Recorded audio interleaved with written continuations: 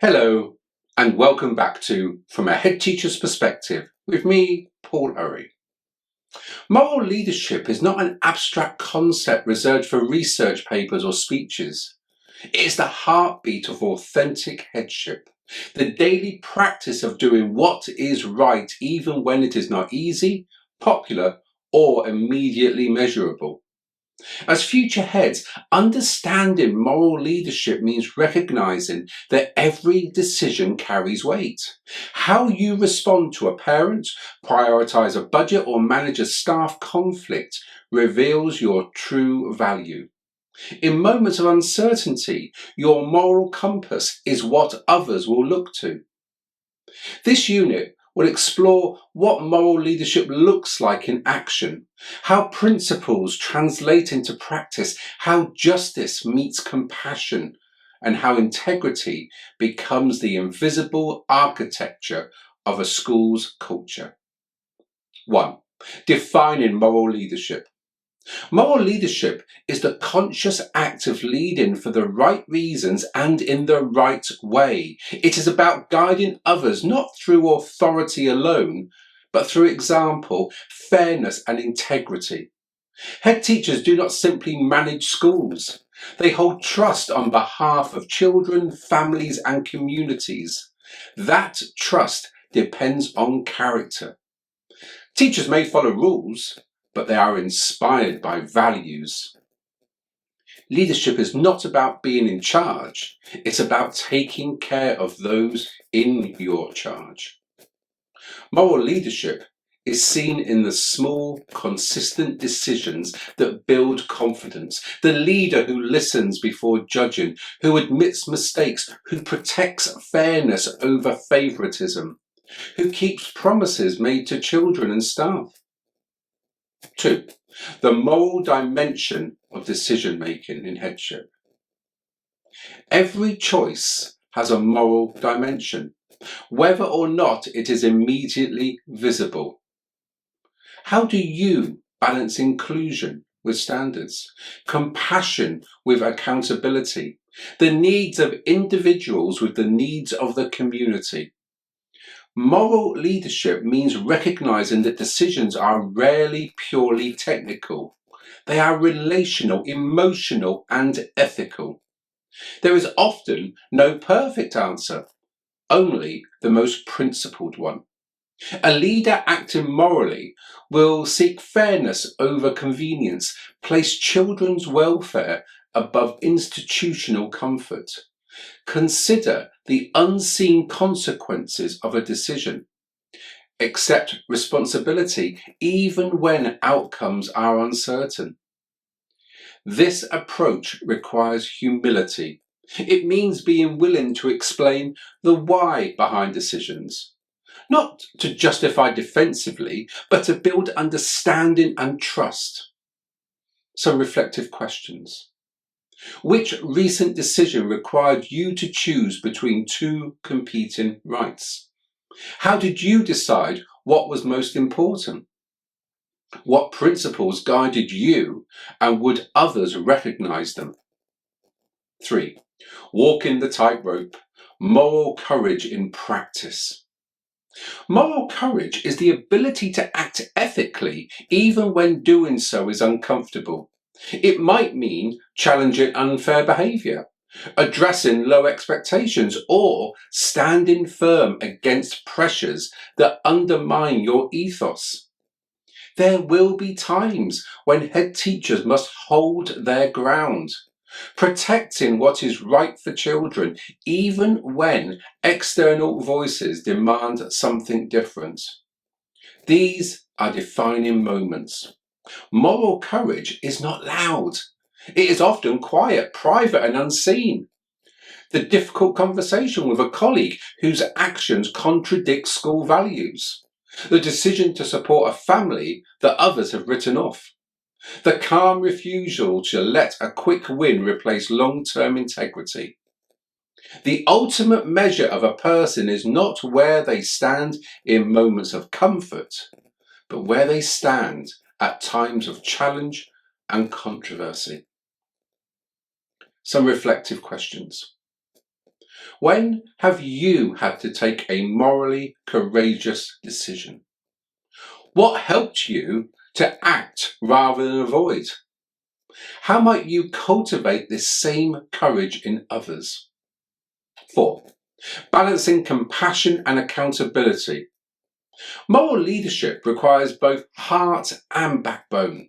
Compassion without accountability becomes indulgence. Accountability without compassion becomes cruelty. The moral leader holds both.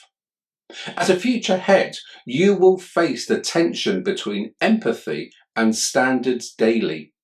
A teacher struggling with workload, a child testing boundaries, a parent in distress. Each situation demands both understanding and firmness. The art lies in holding people to high expectations because you care, not in spite of it.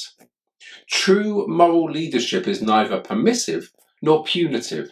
It is principled. It asks, what does fairness look like here? What response serves growth, not just compliance? How do you hold people accountable with dignity intact? Some questions. How do you hold empathy and consistency in your leadership?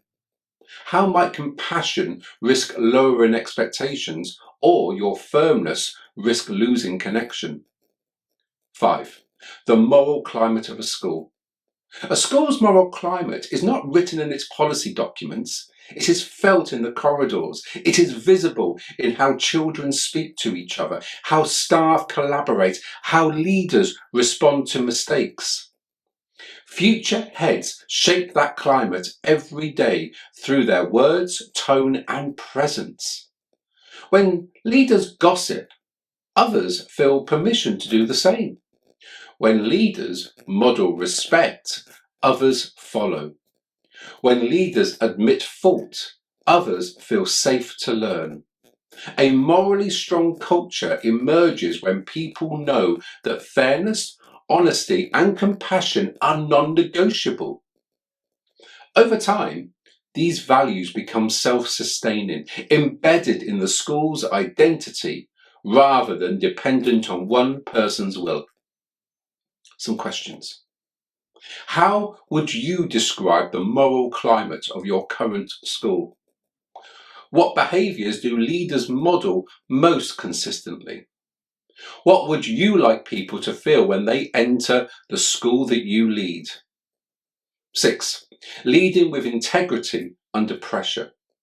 Headship will test your integrity repeatedly. The pressure to please, perform, or pacify can pull even grounded leaders off course. Sustaining moral leadership requires boundaries, reflection, and courage.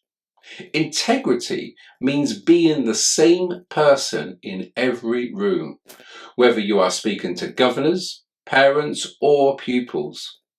It means holding steady when others rush and keeping your humanity intact amid systems that sometimes forget it. Sustaining moral leadership is not about perfection. It is about awareness. The most trusted heads are not flawless, but transparent. They explain decisions honestly, apologize when needed, and learn publicly. So, some strategies for sustaining integrity. Schedule regular reflection time, not for planning, but for moral check-ins. Surround yourself with truth tellers, not just supporters.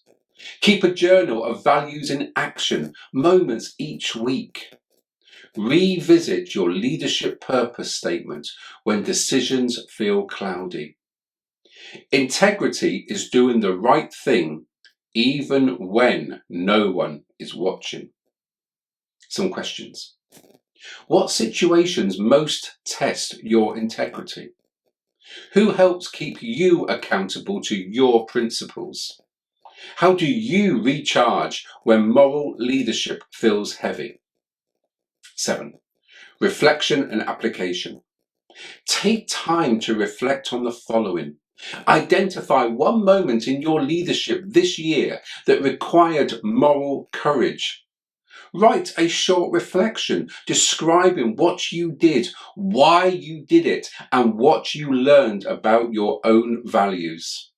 Ask yourself, how might you apply this learning to a future leadership decision? Then complete this sentence. As a moral leader, I choose to, because. Display this sentence where you can see it often. Let it serve as a personal reminder that headship is not just about outcomes. It is about how those outcomes are achieved. A closing thought. Moral leadership is not a trait you either have or don't. It is a discipline practiced daily in the quiet decisions that no one sees and the public ones everybody feels. The most effective heads are those who consistently model what they believe. They don't ask others to follow perfection, only authenticity. Their schools become places where doing the right thing isn't heroic, it's habitual. As you prepare for headship, remember this: policies may change, frameworks will evolve, but moral integrity never goes out of date. It remains the one quality that turns authority into trust and leadership into legacy. Please do take the time to work through the accompanying workbook. Reflect on the questions carefully and see how it can help you in your current position and moving forward. And until next time, thank you and goodbye.